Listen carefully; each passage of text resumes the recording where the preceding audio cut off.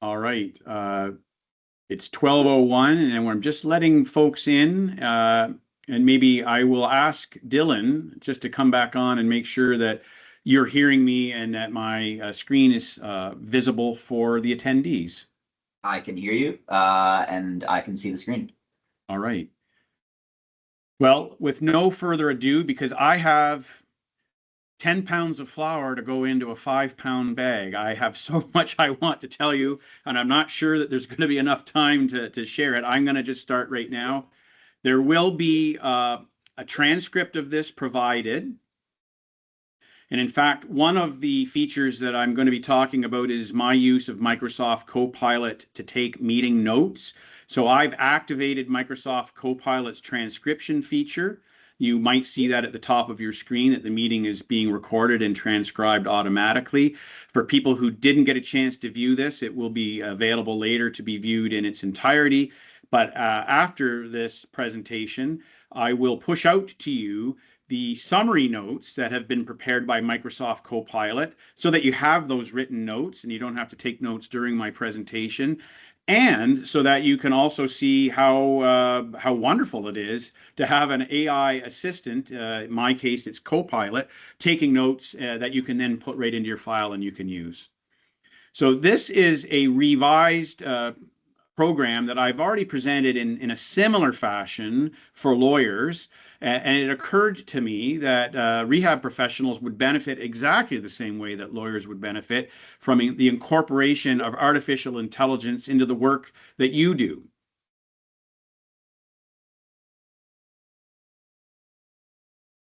This slide is a formulation completely through the use of artificial intelligence.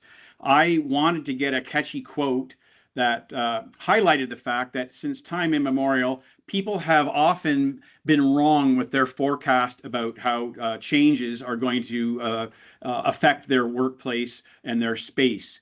So this quote is attributable to the co-founder of 20th Century Fox. I found this on ChatGPT. I asked to be provided with several different quotes from people who were wrong with their forecast about the future, and I really like this one.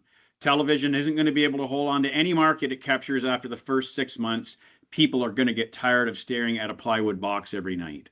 Well, we know that that was grossly inaccurate. And I paired it up with an artificial intelligence generated image. I punched into ChatGPT's image generator, DAL-E, the prompt that basically said, I want a 1950s family sitting around the television eating TV dinner, and this is the image that I got. If you take nothing away from this talk, it's that you really have to be using and exploring artificial intelligence in some fashion in each of your individual rehab practices. And I don't get to quote myself very often, but I'm going to quote myself from May of 2024 when I presented at the OTLA Spring Conference to a group of plaintiff personal injury lawyers. It's my view that if you don't start getting on this bandwagon, you're going to be left behind. You really need to adapt and evolve. I don't see there being a middle ground. You've got to start embracing these tools. So just before we get into what I think is the fun part, I wanted to share with you some basic threshold considerations. This is a slide that came directly from one of my talks given to lawyers, but it would apply equally to you. And I got to tell you, how did I generate some of this content? I asked ChatGPT to look at what are the perils and pitfalls about the use of artificial intelligence in the law practice. And it came up with data security and privacy, bias and discrimination, ethical dilemmas, legal liability, and the overarching need for transparency and explainability. That came from ChatGPT itself. My own add-ons are that with any use of any technology, not just artificial intelligence, but any technology, there has to be human oversight, there has to be responsibility and accountability. You have to make sure that your clients know that you're using these tools in any form of communication. You shouldn't just start using it and then park it. You need to evaluate it, look for improvements. And in the case of lawyers, similarly in the case of rehab professionals, you need to be aware of any guidance that exists within your particular space. For lawyers, there's guidance that I would say is ahead of anything that exists currently for rehab professionals. And so you can Google this very easily, but the Law Society has published some white papers on the use of generative AI in the legal space. If you follow what lawyers are doing, you can't go wrong. And in particular, I would commend to you the checklist that has been developed for the use of by legal professionals, because that would guide you very effectively in things that you should be considering if you're going to be adopting a new tool as a rehab professional. As a rehab professional, what would you be looking at using AI for? You want to increase efficiencies so that you can drive your productivity. You want to have a better client experience. You want to have efficient and effective marketing. You want to be able to mine the data that you're collecting so that you can improve your office management and billing practices. You want to automate routine tasks so you're not spending hours of time a week doing things that could be farmed out to an AI tool. That's the goal of what I hope to be able to explain to you during our talk today. Now, in the marketing for this program, I said to you that I would be touching upon what is the professional college guidance. I got to tell you, I did not take the time to consult with each and every one of your professional colleges. And so this would just be a bare overview. It would be the starting point. But I wanted to do this in a way to demonstrate to you how you can start using some of these tools. So this was my prompt in ChatGPT. It said, this question relates to the guidance, if any, offered to rehab professionals in the province of Ontario as it relates to the use of AI in their professional practices. What guidance, direction, or caution is provided by any of the following professional colleges? And I enumerated a number of them. If I've left your college off this list, I'm sorry. I just sort of enumerated a number of them off the top of my head. And then I asked for information for each, and I asked it to create a chart to compare and contrast. I won't show you what was said specifically about each, but each one of those disciplines resulted in a specific commentary like the one that appears on the screen here that relates to the College of Physiotherapists of Ontario. So in that case, there's no direct AI specific guidance that was published. I have not gone to the college to back check that. So if you're a physiotherapist, you should do that. But what ChatGPT is telling me is that there isn't a college-specific practice advice that relates to standards and guidelines for the use of AI. But you can adapt and adopt what the existing guidance is and expand it for how you might be using AI. It points, though, however, to the standards for professional practice, confidentiality, privacy, record keeping, and then it offers some key points. It did that for each one of the disciplines. I don't have time to go through each one, but I will show you the comparative summary chart. This was prepared entirely by ChatGPT. So here it goes. We won't talk about physiotherapists now. We'll go to the next one, occupational therapists. Again, there's no published AI-specific guidance, at least as ChatGPT is telling me, but there are relevant standards and guidelines in the Code of Ethics, the Standard of Practice, and then some key cautions that have been outlined. Goes through the same thing for social workers. Again, no AI-specific documents that have been created.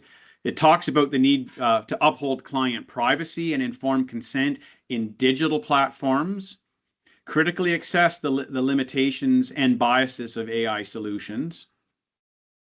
And then the balance of the chart continues for psychologists, massage therapists, optometrists, and at least as ChatGPT is telling me, there are no specific AI-related directives that are existing within any of these college bodies. So before you embark on the use and adoption of AI tools, do make some inquiries, but I think as an overview, you're not being specifically directed on individual guidance and guidelines. If you go back to the checklist that I mentioned before for lawyers, that will be very helpful for you. And the white paper will give you a lot of things to think about. I do want to spend quite a bit of time with ChatGPT I'm using ChatGPT, but it is really just a proxy for any of the large language models that are out there. And so, to the extent that I'm talking about a particular app or program, it's not necessarily an endorsement. It's just the one that I happen to be familiar with. Meta has one, Google has one, Microsoft has one, and I do use that as well, and we will talk about that. But ChatGPT is probably one of the most accessible ones for you, and it was the earliest one that came onto the scene. I want to tell you that you do not use any of these large language models the same way that you use Google. You need to be much more specific, and hopefully that first prompt that I shared about AI guidance for rehab professionals shows you the very specific kind of inquiry that you can make. You're not just Googling, as we would all come to know that term, a piece of information. You're having more of a dialogue. And so when I'm using it, a lot of what I use it for is for medical content, as I would expect that you would as rehab professionals. I usually ask it to explain something to me at a PhD level. I often ask it to restrict the information that it's providing to me to information that's contained in peer-reviewed medical journals. And I have the paid upscaled version of ChatGPT, so it will actually cite the medical references, the journals from which it's drawing on that information. I will frequently have my own parameters and guardrails so that I know that it's drawing on reliable information and it's not giving me something that maybe is social media content that it would be of dodgy or speculative value. With any AI tool, you kind of have to be aware that it's dependent on the background information. So if you're using the free version of ChatGPT, its source material is not as current as what the paid material, the paid version is. So anything that's very current, you may not be getting the best value out of a ChatGPT use because it may be 2 years out of date in terms of what has been fed into it to give it to you. I like the use of it for scholarly content, and I like to be able to back check those sources because if I am going to be using it, I want to make sure that it is sound information. For medical questions, and I'm going to give you some examples, it's probably not the end point, but it's often all that I need to really take me off on the journey that I need to go. And it's like having a medical expert whispering in my ear. So I'm not left wondering, do I really understand what I'm looking at? So the example I use here, I get an MRI, person has a concussion event, and the MRI says it's demonstrating a moderate left occipital subgaleal hematoma. So I ask it to break down what does exactly that mean. And for my purposes, I kind of want to know, well, is this going to be evidence of intracranial pathology? And it tells me, no, this is external to the skull and the brain. Certainly may indicate head trauma, but I probably am not going to be looking at this as evidence that I could use for a CAT application. That saved me so much time, and I'm not spinning my wheels going down a road that is not going to be productive. So here's another one. This any of us could use. I get a medical record, and it has this acronym: BCVI, L, ICA, and LVA dissection. So I don't want to pretend to know that. I'm not a medical professional, and I read a lot of medical records, but I don't see something like this every day. So I say, interpret that shorthand for me. And it gives me, I feel that I can rely on this, an excellent summary and interpretation. The BCVI means blunt cerebrovascular injury, and it tells me exactly what that indicates. LICA, left internal carotid artery, and it tells me how I should be interpreting it. Left vertebral artery, and then the dissection, and then it gives me a shorthand. So blunt trauma-induced tears in both the left internal carotid artery and the left vertebral artery. And as you can expect, it poses a high risk of complications, including stroke, and would require urgent medical attention. And indeed, this person was in the trauma unit. That was, a 30-second inquiry that was invaluable to me on that particular file. And any one of you would be able to do the same thing when confronted with a term or a finding that wasn't familiar to you because it's maybe a little bit outside of your discipline, or wasn't one of the more commonly observed complaints that you have seen 50 times already over the course of your practice. So here's another example that I want to share with you. This is something that I did purely to back test whether ChatGPT was providing me with sound advice. So I had a file that I took over from a prior lawyer, and all of the work with a hyperbaric treatment had already occurred before I came on the scene. My client was a psychologist. He was an intelligent man, and I shared with him ChatGPT's response to this inquiry to see did it match up with what it was that was explained to him by the people in his case at McMaster University, and the treatments that he received, multiple hyperbaric treatments for this horrible degloving injury from a motorcycle accident. Did it actually match up and make sense to him, given that he'd gone through this? And he told me that not only did it, it was more detailed and better information that he'd received along the way. And I think one of the people seeing this, Kristen Wood, you will know this client because you worked on this file. And you'll know that if he tells me that it's good advice, it's probably meaningful. So here's what it says. I'm not going to be able to read the entire thing to you, but I just want you to see the level of detail that ChatGPT offered to me with that simple prompt. Because this was something that I don't see every day or every year, and I don't recall if I'd even ever had seen it. So I wanted to know, is this good information in the future so that I can rely on something like this? So it goes through and gives me an overview about hyperbaric oxygen therapy. It tells you when you should use it. Compromised skin grafts and flaps. That certainly was the case for this particular client.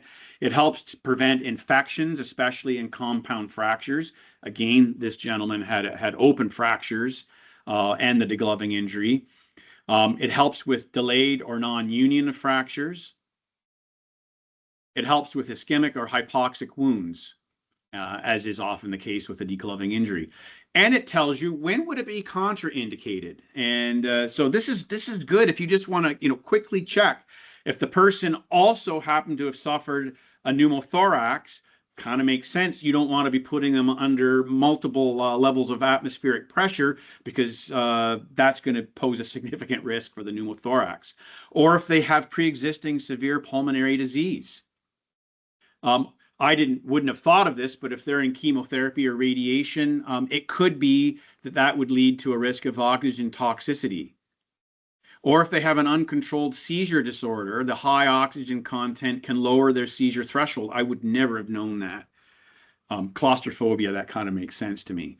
I find this really helpful, and it's not something I could just Google. I would not feel that I would get this kind of information by Googling it.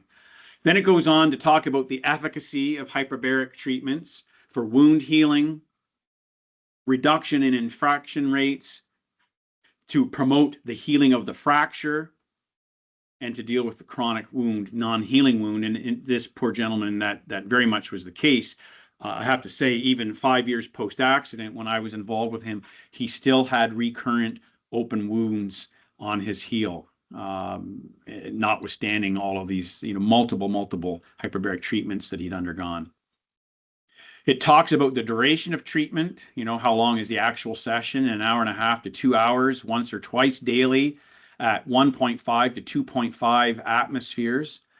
And then, you might be looking at 20 to 40 sessions, which was that certainly was consistent with what my client had to undergo. It talks about, in addition to the hyperbaric treatment, you're going to maybe need to do debridement of the tissue, support this patient. If you're the dietitian on this rehab call here, you want to have the best diet you can have to promote the healing. Infection monitoring, physiotherapy. It would be a multidisciplinary rehab for this individual. I found this really helpful.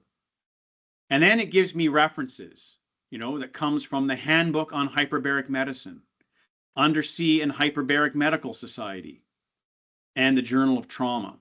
So if I want, and I didn't need it because this was just really an intellectual exercise to back check the efficacy of this kind of a prompt, I could actually go and I could pull down these scholarly articles. And if I needed to share this with a defense lawyer, here is, I may not rely on ChatGPT, and I probably wouldn't just rely on that, although it would have some persuasive value. I wouldn't shy away from sharing this with a defense lawyer or an adjuster. But if I really wanted to rely on an authority, I now have 4 scholarly peer journal references that I could pull from and probably find the exact supports for the contentions that I wanted to present. So I wanted to think like a rehab professional, like just sort of to think creatively. If I was one of you, how might I try to use this? And so you may think this is like totally off base, or it wouldn't be helpful to you, but I just kind of wanted to present by way of illustration something that you might kind of decide to do in your own practices. So I've got a couple of different examples from different disciplines. So this one, I said I'm a social worker assisting a client with PTSD and anxiety, and I want to introduce the concept of a memory box as a tool to help reduce their anxious thoughts. So I said, prepare a 700-word explanation at a university level of understanding and a second version at a grade 8 level. And I want to show you the two because, again, this is the really neat thing about something like ChatGPT or any of the large language models, is you can upscale it or downscale it for your audience as necessary. So at the university level of explanation, it goes through what is the memory box concept. And I've seen it on my own files enough times. That's what prompted me to make this inquiry. So it gives you the concept, and then it explains how a memory box works, grounding through tangible connections, tamping down that anxiety by focusing on things that make you feel good, happy memories, positive emotional anchoring, promote self-efficacy and control, and then the integration with other therapeutic practices, cognitive behavioral therapy, EMDR, and then give some guidelines. So if you had a patient that you were assisting who had a university level of understanding, you might decide that this is a good summary that you could give to them. If you don't have a brochure and you want, or you wanted to supplement your verbal explanation, you could have ChatGPT prepare something like this and leave it with them. And it's a snap of the fingers is how long it takes to do this. Potential challenges and considerations: over-reliance, avoidance of triggering items. You don't want to put something in the box that might actually increase their problems. And it gives you a conclusion. It's a simple yet profound tool. Sometimes even for your patient, seeing it in writing makes them feel that it's that much, it's got to be a real thing. And maybe that alone, partly the placebo effect, makes it a more effective therapy. So then here's the grade 8 explanation. It gives the same information, but at a probably more often than not, this would be the level that you'd want to aim at with the people that you're assisting. The memory box helps by giving you things to touch, see, smell, or hear that reminds you that you're safe right now.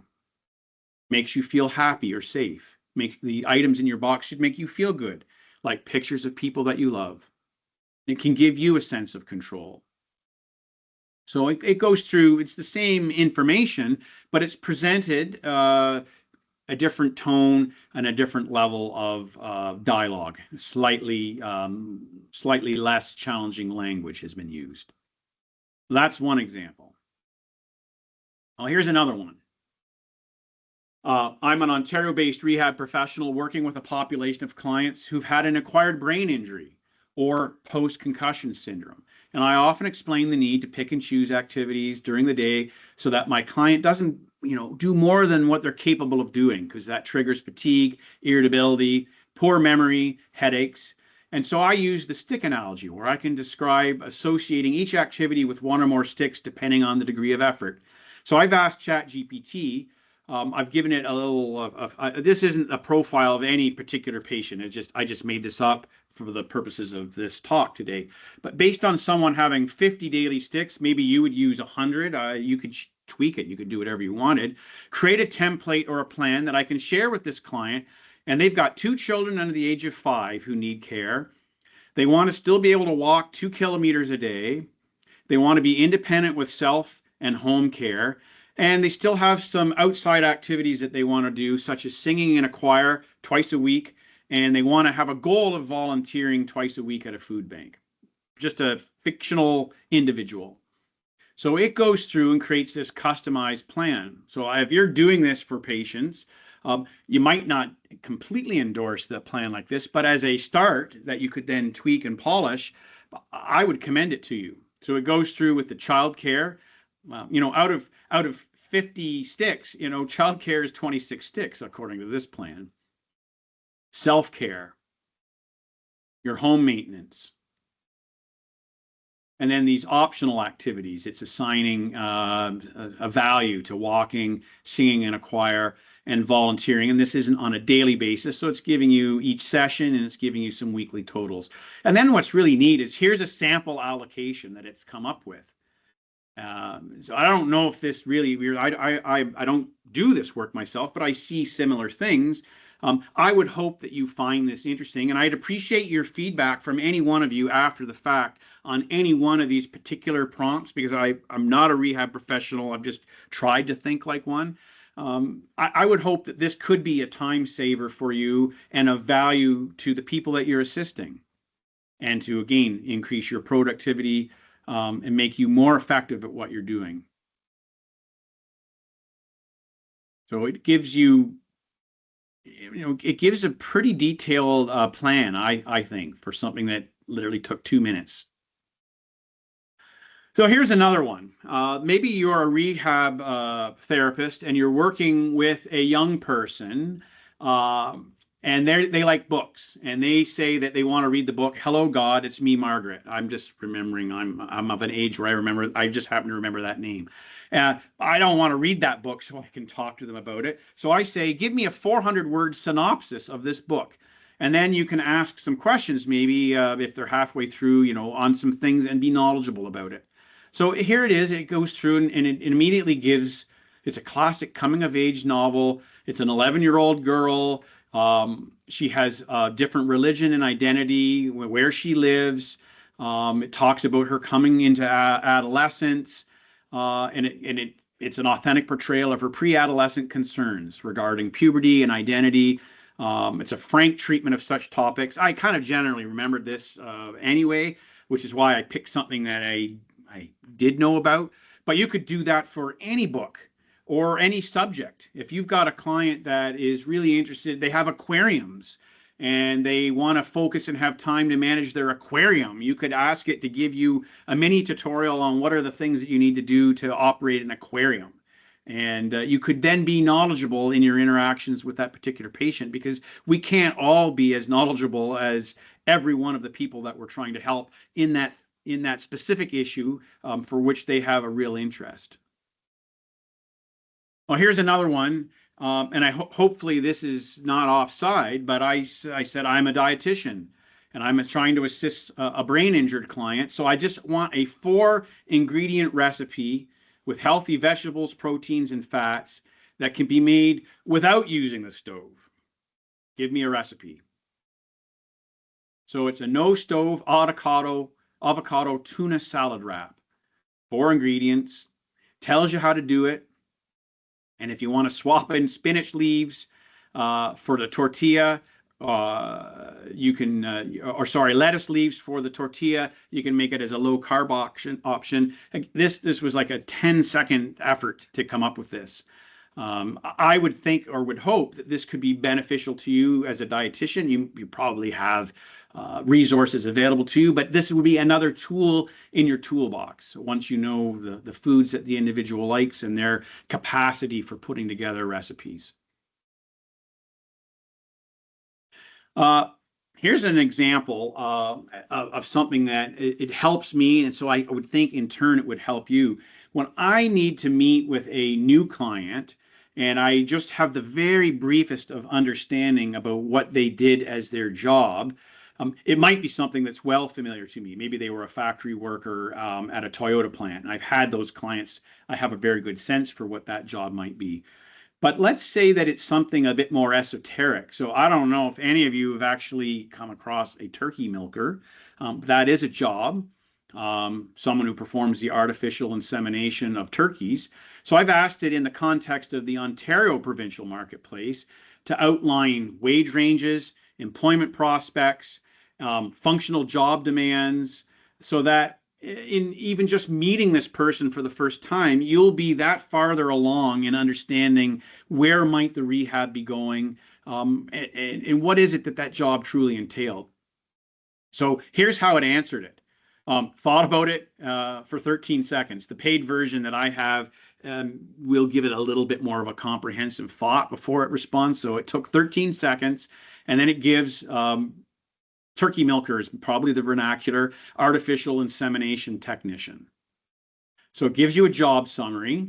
They collect semen from male turkeys and they artificially inseminate female turkeys to ensure optimal breeding. It goes through the key responsibilities of semen collection from the tom turkeys, labeling and storage of that semen, biosecurity, insemination of the hens, which you've got to be able to restrain them. You have to do it safely and humanely. You've got to perform this accurately, minimizing stress or injury. Got to focus on animal welfare and biosecurity, which includes hand washing, PPE, personal protective equipment, sanitation of equipment. You have to monitor the health of the birds. You have to follow some provincial guidelines on animal welfare. It goes through what the record keeping is that this job would demand. So if there's some cognitive impairment instead of a physical impairment, maybe that's an issue that now you're going to be cued to as the rehab professional. Talks to you about what are the educational and qualifications that needs to be met by an individual.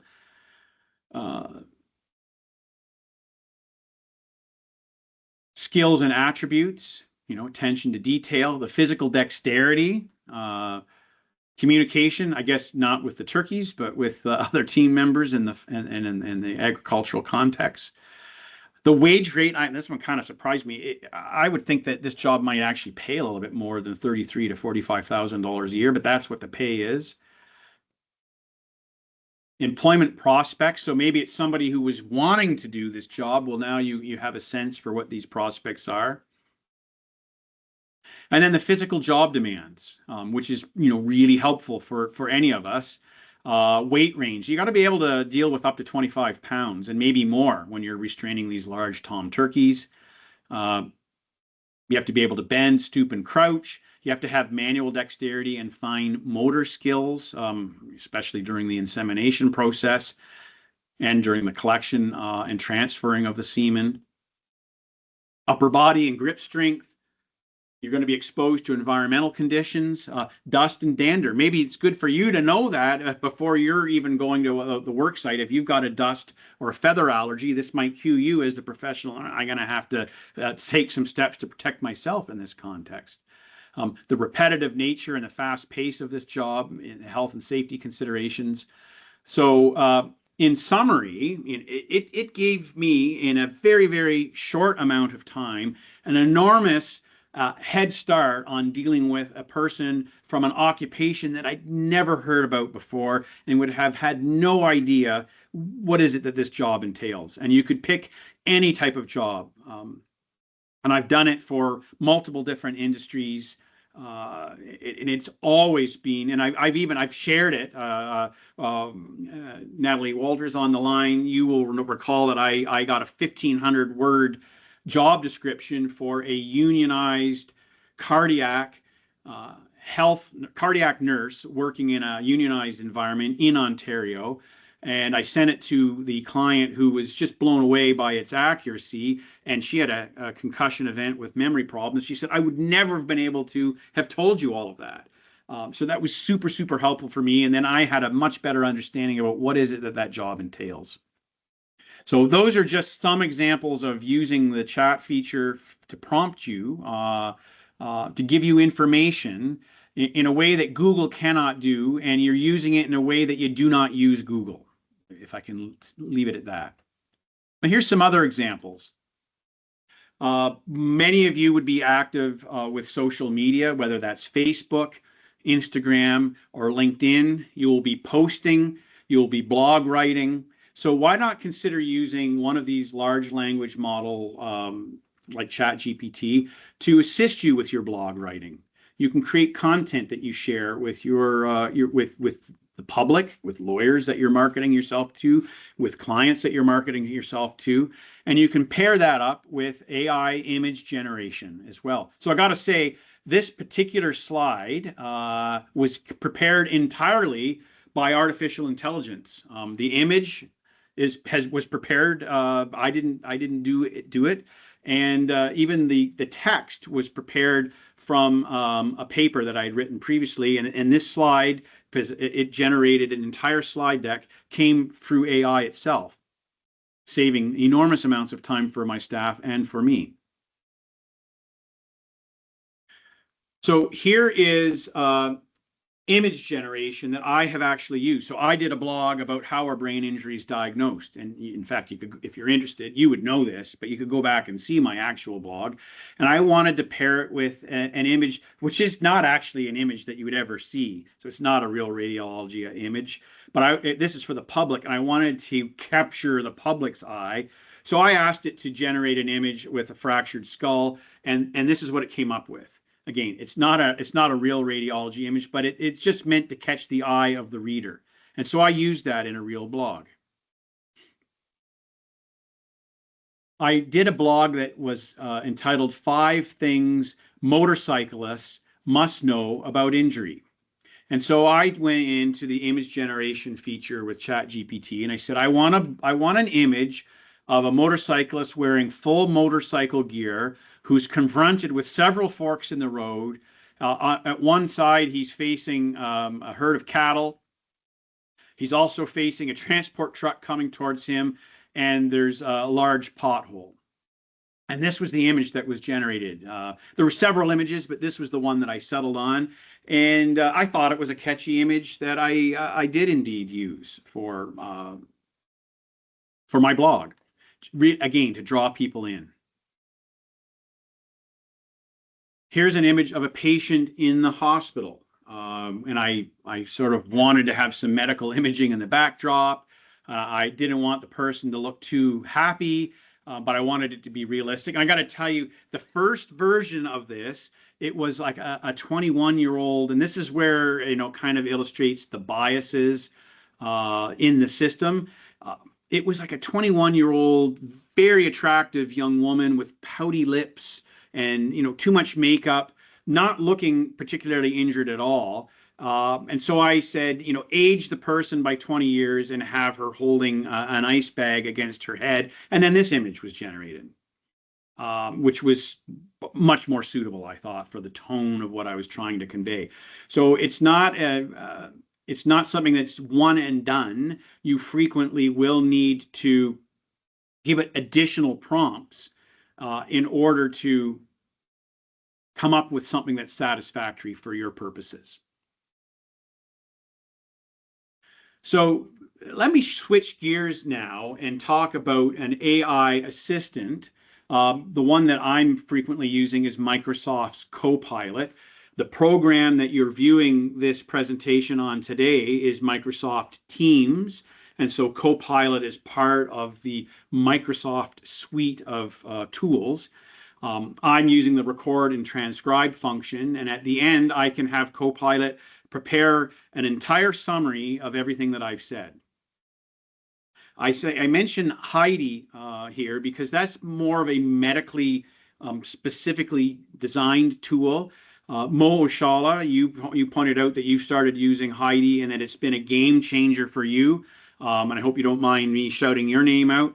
I was recently at a dinner party a couple of weeks ago, and there were some physicians at that dinner party. And I wasn't trying to talk about AI, but they were mentioning how one of the members in their practice group, who's a family doctor, uses Heidi, and again, the similar words to game changer were offered in that context because it relieves the burdensome task of taking detailed notes.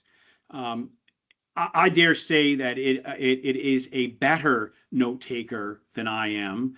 And I'm going to show you an example from a real file in a moment. But it frees me up to simply look at my client. Again, it's only on the screen.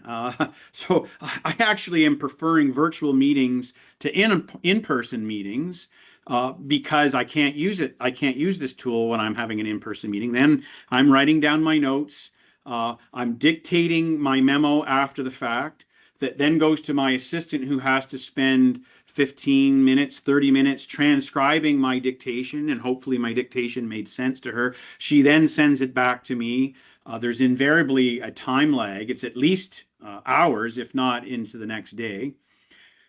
So when I'm having a virtual meeting, I'm activating this same feature that we're using right now, and I don't have to take any notes. I might write down just the headline of something that we talked about because I might need that to prompt Microsoft Copilot on what did I say about a particular issue, or what did the client tell me about her injuries and problems.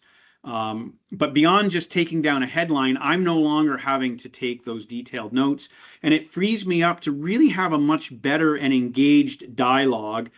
My client isn't seeing the top of my head as I write notes down. I'm looking them in the eye, and I'm just having a discussion with them, and I'm unburdened from the worry that I'm going to miss something. So let's see in this particular example what it came up with. So I asked Microsoft Copilot to enumerate the key topics that we discussed. And this was about a 55-minute long video conference through Microsoft Teams. And so it lists the key topics: statement of claim. And I got to tell you, I would never have been this detailed in a memo that I prepared or a reporting letter. I was a little surprised myself at the level of detail that I'd gone into with some of the things that I said. So I explained the purpose and process of issuing a statement of claim to this client, and she agreed to proceed. She'd had the draft version. She agreed to proceed. I explained to her that by issuing the claim before September, it would avoid the risk of the 2-year limitation period expiring. I explained to her that she was the only plaintiff that was named because of my assessment of the damages and the statutory deductible as it related to Family Law Act claimants. I told her the next steps. We discussed possible scenarios and timelines after I've issued the claim, how I would communicate with the adjuster and the defense lawyer. I cautioned her that don't think that everything in the claim is evidence, and the allegations that you're going to see in the statement of defense might upset you, and don't let that happen. I told her that there's a cost when I have to issue this statement of claim, and that this would be an out-of-pocket expense that we would ask the other side to pay. We had an update on her condition and her treatment. So this is a key topic. So this is just summarizing. She gave me a detailed update. And then I said, I think we're probably at the point where we need to get a headache specialist that we could use both for accident benefit purposes and in the context of the lawsuit. Then I asked ChatGPT, I asked Microsoft Copilot, what were this complaints that she did describe related to her day-to-day activities. So I had to prompt it, and then it came up with this next list of things. So she couldn't go to the golf course, and it outlined why. She could no longer ski because of the chairlift and the balance issues that she was experiencing, which triggered dizziness and headaches. She could no longer paddleboard or participate in some of the work events like volleyball or baseball leagues because of dizziness and headaches. She couldn't walk her dog without getting dizzy. These are all things that she said, and this summary was highly accurate, I felt. She has headaches throughout the day that affect her concentration and performance at work. She's taking medications in the form of Tylenol and amitriptyline, but they're not fully effective, and they've got side effects for her. Cognitive delays makes it harder with some of the technical language in her workplace, and she was an accountant. She's got some vision problems, so she's got that photosensitivity. So she's wearing tinted glasses. She doesn't go into the office as much because the particular lighting there is challenging for her. And she's got phonophobia, so the noises in the office are challenging for her as well. And so she said this herself, the spoon, she used a spoon rather than stick concept. But if she's got 20 spoons for the day, she's using them all up just for work. And that's her priority. She's just a young professional in the accounting industry. She does not want to get behind the curve for promotion. So for meal prep, her parents are often cooking meals and bringing them over to her, or she's even staying at her parents' home frequently. So uh, that was, let me just go back to this for a moment. That was a memo that went into my own file, and highly detailed. If I have a call with a defense lawyer or a insurance adjuster on the AB side, I have a very detailed snapshot of what that person's complaints were, the same way that you might want to use this. And it could be fed into a report that you're preparing. All of this language has been prepared through the use of an AI tool. And what I do, this is done within 5 minutes of our video conference being concluded. I then emailed it to her and I said, here's the summary that was prepared by my AI assistant. Is this accurate? Now that you read it, does it prompt you to amend any of these responses, or was there something that you didn't tell me that you realized, oh, I should have also mentioned this to Andrew? Sometimes my clients do say, oh yeah, there's this extra thing that I didn't mention, but more often than not, and certainly in this particular instance, the individual said, that's 100% accurate. And they've got the same information now that I have. So it's sort of like a mini reporting letter in the form of this memo. And I just think it makes me look like I'm more on the ball because it's not 3 days later that they're receiving this. And quite frankly, after the fact, they might not look at it in a timely way, or they might not even remember what it was that we talked about.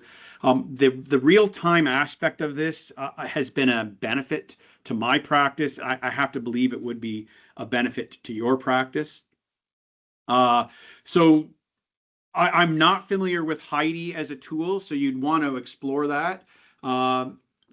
Some of you would be working in professions where you're not going to be doing a virtual meeting. If you're an optometrist and you're assessing someone's vision impairment following a concussion event, you're not going to be doing that as a video conference. But there may still be ways that you could use some of these AI tools for your note taking and report generation that are helpful to you.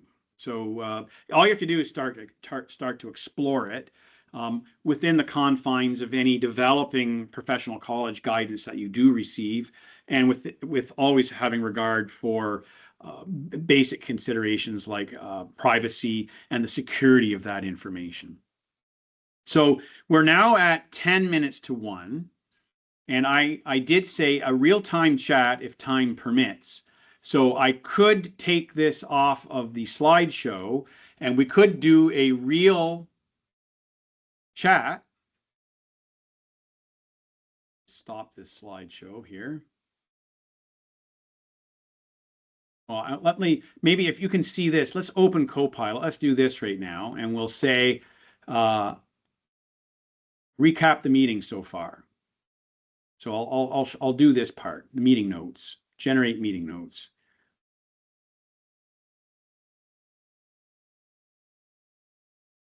And I will push this out to you, so don't worry about it.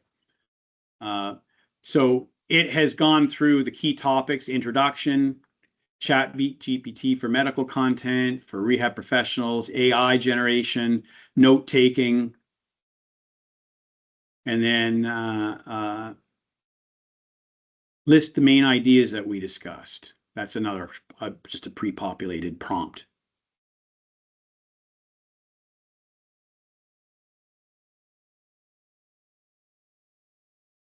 And then let me just type in something. What did Andrew say? I understand that nobody is seeing this, so I'm just telling you what I'm saying, and then you'll get this after the fact. What did Andrew say about his thoughts on how AI tools could assist rehab professionals. And then it will summarize, you'll get this pushed out to you by email. It will summarize what it picked up as my general advice. So what it's saying here already: increased efficiency, enhanced client experience, customized plans and explanation, marketing and outreach, professional guidance, improved data management. And I do recall saying all of those sorts of things. Now let me share, I believe I'm sharing a ChatGPT screen. So this actually, I say in real time, but this one is sort of pre-populated. Again, Natalie Walters called me and said, I've got a situation that I've never encountered before, but we have someone who needs to be moved into a supported living situation because of a head injury. And they had a pet boa constrictor that's escaped and can't be located. So I said, well, let's see what ChatGPT says about this. So I said, outline all the strategies that should be employed to locate the missing boa constrictor and other recommendations for best practices. And I added that it's well below freezing, so there's no prospect that the snake has left the physical dwelling. So it goes through, and I'm not going to read it to you, but it talks about immediate safety and risk mitigation measures. So communicate with other occupants in the building. There's a family in the lower unit that has a baby. You don't want to have a baby and a boa constrictor in proximity with one another. That's one that we didn't probably need ChatGPT to tell us. It talks about considering temporary relocation or putting door sweeps and draft blockers to prevent the snake from moving around, secure potential exits or pathways, alert local animal control and specialized rescue organizations. And then it goes through some strategies for locating the missing boa constrictor. This is not something that would normally be within my knowledge base. So even if there's one or two things here that I wouldn't have thought of, use of thermal imaging. I didn't think thermal imaging might work because I understand snakes to be cold-blooded, but I guess that they're still warmer than the ambient environment, especially if they're beside a heat source. So a thermal imaging might help. Putting out basking or warming zones to lure the snake, using live or scented prey with some caution, so that a thawed rodent could be placed in a protected trap that might lure out the snake, doing night searches because this is a nocturnal animal, monitoring for shedding or tracks, longer term recommendations and best practices. So it outlines quite a lot of information here. And then gives a summary, notify the occupants, secure the openings, locate the snake by using these techniques, rehome or ultimately transfer the snake, make sure you're complying with your lease terms and any local regulations, and some other best practices. So that's that was again, a 30-second effort on an issue. That's the kind of things that you folks come up with. You're always confronted with, maybe not this one specifically, but my goodness, we help some people with very interesting lives and very interesting challenges. And we're not miracle workers, any one of us, but we're often turned to by the people that we're helping as a miracle worker. So maybe this as an adjunct to the things that you're already doing, you can use this tool in some fashion to accelerate your path of knowledge and to be more well-rounded in the scope of what it is that you're doing. Something like this, you don't have to, if it makes sense to you, you can do it. It's not something where you're putting your neck in the block by now relying on artificial intelligence generated content that would get you in trouble, because this isn't evidence that you're trying to use in court. You're just doing problem solving. And a lot of what we're doing as lawyers and as rehab professionals in the personal injury space is problem solving. We're managing people's problems when they're no longer equipped to manage those problems themselves. And we don't always have a case manager. We don't always have enough team members. We're sometimes ranging outside of our own discipline a little bit. So all these tools that are available should be there, could be there to make what you do better. So at 5 minutes to the hour, and being mindful that some of you are on your lunch break, and that I did promise this to be a 1 hour presentation, maybe I will leave the presentation at this point. And I just want to thank you all. I mean, we had really good numbers. We had about 55 people attend this, which is one of the best webinars I can ever recall putting on. I wouldn't do this if there weren't going to be the people interested. So thank you for your attention. And I'm sincerely thank you for your interest, because I believe all of you will help serve my clients better by starting to incorporate some of these tools as well. I hope what I've said to you offers something new. I hope to have a dialogue with each one of you when the time comes up. You can email me, you can speak to me, or when we're talking about a file, you can mention things that you're doing, and educate me. The same way that Mo told me about Heidi, you're going to be telling me, every one of you can tell me about something that you're using that I'm not using. And, we can all lead one another forward to be better at what we do. So with that, I will end this call and wish you all a wonderful day. And if you're seeing this program after the fact, I'll wish you a wonderful day as well. Cheers, everyone.